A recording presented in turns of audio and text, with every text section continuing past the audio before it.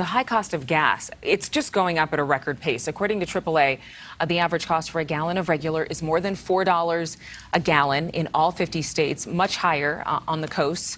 It's even more a gallon for diesel right now. Look at this. Current prices are above $5.50. Diesel, the main fuel source for farming, is up nearly 80% across the board since last year. I want to welcome Chris Edgington, a third-generation farmer in Iowa. He's also president of the National Corn Growers Association. And Chris, we've talked about the rising cost of corn or a potential corn shortage here on NewsNation. So seeing as you are an expert in this, what would you say the warning would be to America? I want to talk about fuel, but about corn specifically. Well, Adrienne, it's good morning. Glad I'm here. Well, corn farmers are busy planting. I've actually got one field left, and we're getting down there in my area. There's still some struggles going on in Minnesota and North Dakota as they're trying to get it in the ground because of too much moisture, and versus a lot of times we worry about not enough.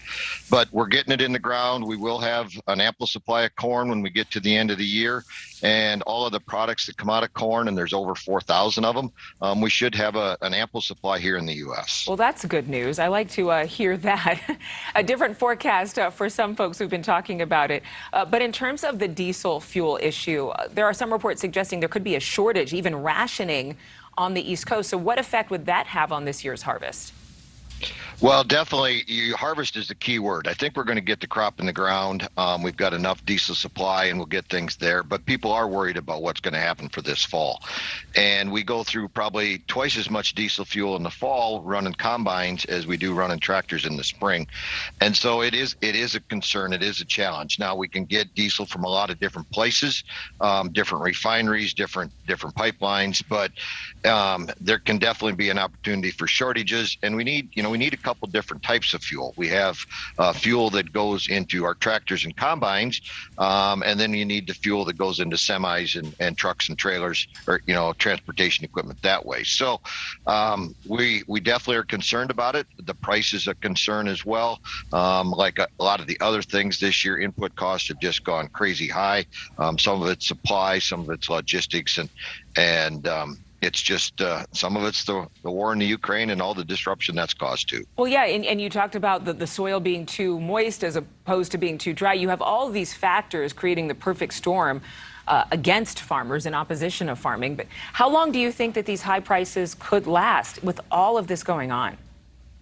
Oh, that's a really good question, and this will not be short. That's about my best answer. I just don't think this is going to be a short event. We're going to be in this for a while. The supply situation takes a while to build back up. You got to get things logistically balanced back out. And whether you're talking about regular diesel fuel or biodiesel or renewable diesel or gasoline or ethanol or any of those, the liquid fuels market is facing some challenges on logistics and thus supply challenges. But we will get product where it needs to be, and hopefully if there is a disruption someplace, it's very short. Well, I'm just thinking farmers are kind of like I don't know, you're kind of the oracles in some ways, because how our food production goes, so goes so many other industries in our country. So I know you don't have an almanac to talk about how these gas prices are going to affect us for the next year or 2 or 5, but as a farmer, do you have a gut instinct of this is going to be a year, this is going to be 2 years down there, this is going to be 3 years of disruptions within the farming industry?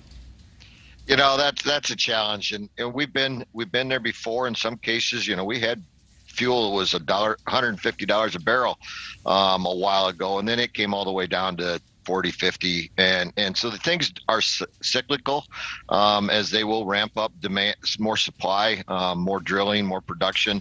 It will help, but there's no quick fix. There really isn't. So you definitely think we've got a year or 2 in front of us on this, and after that, your ideas and guesses are as good as mine. All right, Chris Edgington from the National Corn Growers Association. Good to hear that y'all will be able to continue growing corn here in the U.S. Thank you again. Appreciate your time. Thank you so much for watching. Make sure to click on the red subscribe button below so you can get more of NewsNation's fact-driven, unbiased coverage.